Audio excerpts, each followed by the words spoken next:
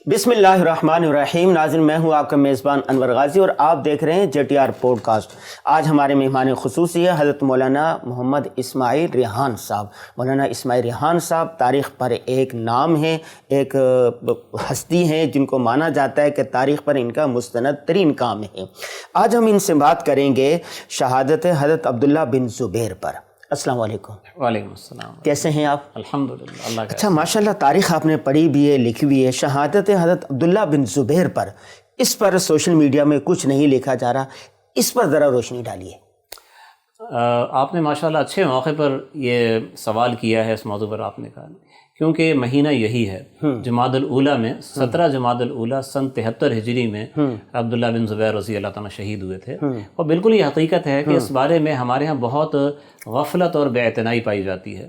ہمارے حضرت علامہ ڈاکٹر خالد محمود صاحب رحمۃ اللہ علیہ، وہ جن کا تقریباً 2 سال پہلے کرونا میں وہ وفات پا گئے، تو وہ یہ بارہا کہا کرتے تھے کہ حضرت عبداللہ بن زبیر کے ساتھ ہم نے بڑی غفلت کا مظاہرہ کیا کہ اتنے بڑے صحابی اور حضرت صدیق اکبر کے نواسے، اور وہ اسلام کے لیے اور مسلمانوں کے لیے لڑتے ہوئے شہید ہوئے، لیکن ہمیں وہ دن بھی یاد نہیں ہوتا کہ کس دن ان کی شہادت ہوئی۔ وہ دن آتا ہے، گزر جاتا ہے۔ حضرت عبداللہ بن زبیر رضی اللہ تعالیٰ عنہ ان صحابہ میں سے ہیں جو نبی اکرم صلی اللہ علیہ وسلم کے مدینہ آنے کے بعد سب سے پہلے پیدا ہوئے، یعنی مہاجرین میں پہلی پیدائش انہی کی تھی۔ اچھا۔ اور ظاہر ہے صدیق اکبر کے نواسے ہیں، نبی اکرم صلی اللہ علیہ وسلم کے سب سے قریبی صحابی کے نواسے، سیدہ اسماء رضی اللہ تعالیٰ کے بیٹے۔ تو جب ان کی ولادت ہوئی ہے تو اس وقت صورتحال یہ تھی کہ یہودیوں نے مشہور کیا ہوا تھا کہ یہ مسلمانوں کے یہاں بیٹا نہیں ہو سکتا، ہم نے جادو کیا ہوا ہے، اولاد نرینہ ہوگی نہیں، یہ لوگ آہستہ آہستہ ختم ہو جائیں گے۔ تو جب ان کی ولادت ہوئی ہے تو مسلمانوں نے خوشی میں تکبیر کے نعرے بلند کیے، اور سیدہ اسماء ان کو لے کے نبی صلی اللہ علیہ وسلم کی خدمت میں حاضر ہوئیں، آپ کی جھولی میں ڈالا، تو نبی اکرم صلی اللہ علیہ وسلم نے اپنا لعاب مبارک بچے کے منہ میں ڈالا۔ تو سیدہ اسماء کہتی میرا بچہ وہ مبارک بچہ ہے کہ پہلی چیز اس کے پیٹ میں جو گئی ہے وہ نبی صلی اللہ علیہ وسلم کا لعاب دہن تھا۔ ماشاءاللہ۔ تو اس سے اس کا اثر بھی ایسا تھا کہ ان کی زبان بڑی فصیح تھی، اپنے زمانے کے بہت بڑے مقرر تھے، اور علم و ادب میں اور فقہ میں، حدیث میں اور شجاعت میں، دلیری میں، جہاد میں، ہر چیز میں وہ پہلی صف میں نظر آتے تھے۔ آپ جانتے ہیں کہ جب یزید کی وفات ہوئی اور اس سے پہلے واقع کربلا ہو چکا تھا، اور اس کی وجہ سے یزید کے خلاف ایک نفرت کا ماحول تھا۔ یزید کی وفات ہو گئی، پھر اس کا بیٹا معاویہ وہ بھی کچھ دنوں بعد چل بسا، تو کچھ عرصہ ایسا گزرا تقریباً 2-2.5 مہینے کہ مسلمانوں کا کوئی بھی خلیفہ نہیں تھا، اور کوئی ایسی شخصیت بظاہر نظر بھی نہیں آ رہی تھی، کوئی دعوے دار بھی نہیں تھا خلافت کا۔ معاویہ نے یہ کہہ دیا تھا، معاویہ بن یزید نے، کہ میرے بعد مسلمان اپنے انتخاب سے جس کو چاہیں خلیفہ بنا لیں۔ تو عبداللہ بن زبیر رضی اللہ تعالیٰ کے مسلمان متفق ہو گئے، مکہ میں مسلمان تھے، صحابہ کرام، تابعین وغیرہ، انہوں نے رجب سن 64 میں آپ کے ہاتھ پر بیعت کی ہے، سن 64 ہجری میں، اور اس کے بعد پھر مختلف علاقوں میں بیعت ہوتی چلی گئی۔ تقریباً سارے عالم اسلام میں لوگوں نے اپنی رضا سے، خوشی کے ساتھ، جو ایک اسلامی خلیفہ کے شایان نشان ہے، کوئی جبر نہیں تھا، کسی پہ زبردستی نہیں تھی، کوئی لالچ نہیں تھا، جیسے خلفائے راشدین کی بیعت ہوئی تھی، تو اس طریقے سے بیعت ہو گئی۔ البتہ ایک علاقہ تھا اردن، وہاں پہ یزید کے ماموں زاد کی حکومت تھی، اس کا قلعہ تھا، اس نے ان کے خلاف اپنی ایک جیسے کہتے ہیں گروہ بندی اس نے کر لی۔ پھر کچھ اور لوگ بھی آ کے مل گئے، جیسے عبیداللہ بن زیاد جو حضرت حسین کے قتل کرنے کا سب سے بڑا کردار ہے، واقعہ کربلا میں جس نے فوج بھیجی تھی۔ چونکہ ان کی حکومت عراق میں بھی قائم ہو گئی تھی عبداللہ بن زبیر کی، تو اسے ڈر لگا کہ اب تو میرے ساتھ جناب صحیح سمجھا جائے گا، سزا ملے گی مجھے، تو یہ بھی عراق سے بھاگ کے ادھر ہی آ گیا جہاں پہ ان لوگوں کی گروہ بندی تھی۔ مروان بن حکم بنو امیہ کا بڑا سیاستدان تھا، وہ عبداللہ بن زبیر سے بیعت کرنا چاہتا تھا، لیکن عبیداللہ بن زیاد نے بہکا کے کہا نہیں تم خود خلیفہ کیوں نہیں بنتے، تو اس نے اپنی خلافت کا اعلان کر دیا۔ تو آپ جانتے ہیں کہ اسلامی شریعت میں ایک ضابطہ ہے، صحیح حدیث ہے کہ اذا بوعی علی خلیفتین فاقتلوا آخرہما، اگر 2 خلفاء بیعت کریں، یعنی ایک پہلے کر چکا ہو، اپنی بیعت لے چکا ہو، پھر دوسرا بیعت لینے لگے تو دوسرا واجب القتل ہے، کیونکہ امت میں فتنہ پھیلا رہا ہے۔ تو اس لحاظ سے مروان اور اس نے جو حکومت چھوٹی سی قائم کر لی تھی شام کے علاقے پر، وہ ایک باغی جماعت تھی، ایک باغی حکومت تھی، غیر آئینی حکومت تھی۔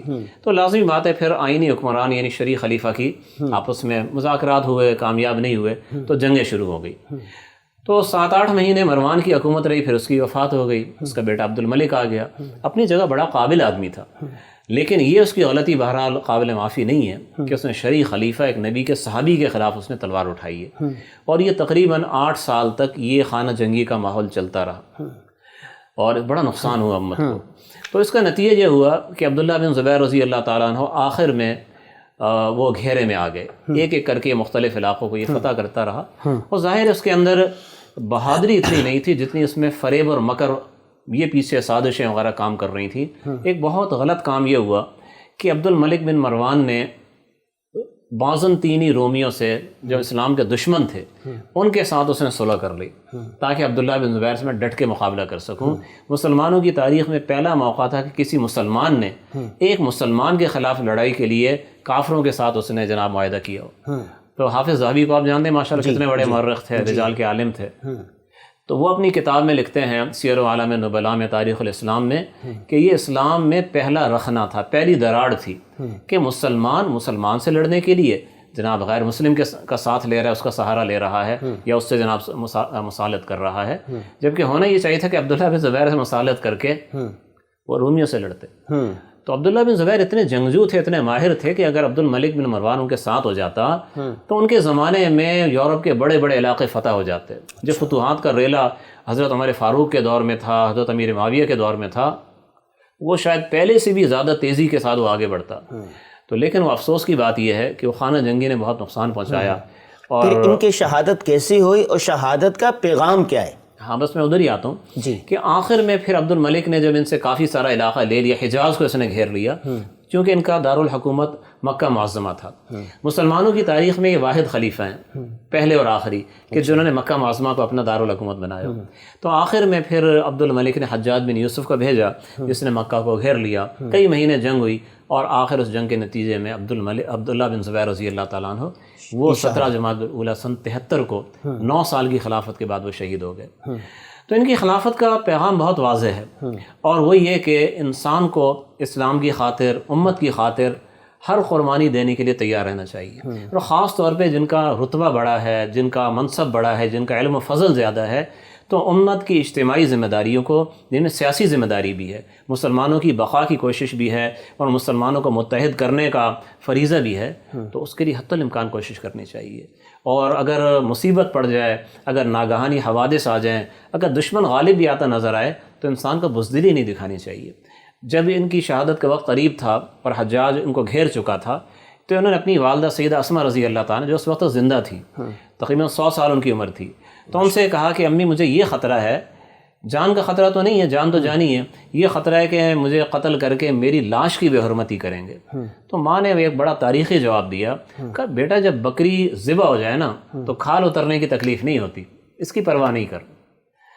تو یہ ان کی شہادت، جیسے حضرت حسین کی شہادت وہ ہمیں ایک عظیمت کا، جرأت کا، قربانی کا پیغام دیتی ہے، وہ نبی کے نواسے تھے، اور ایسے ہی صدیق کے نواسے ہیں، ان کی تاریخ بھی وہی ہے، اور شہادت بھی ویسی ہے، اور پیغام بھی وہی ہے۔ بہت شکریہ، بہت شکریہ جی۔ ناظرین، آپ نے دیکھا مولانا اسماعیل ریحان صاحب نے حضرت عبداللہ بن زبیر رضی اللہ تعالیٰ عنہ کے حالات زندگی بیان کیے، شہادت کا واقعہ بیان کیا، اس کا جو پیغام ملتا ہے وہ سمجھنے کا، سننے کا، اور اس پر عمل کرنے کی ضرورت ہے۔ ہمیں دیجیے اجازت، دوبارہ حاضر ہوں گے نئے موضوع، نئے مہمان کے ساتھ۔ السلام علیکم ورحمۃ اللہ وبرکاتہ۔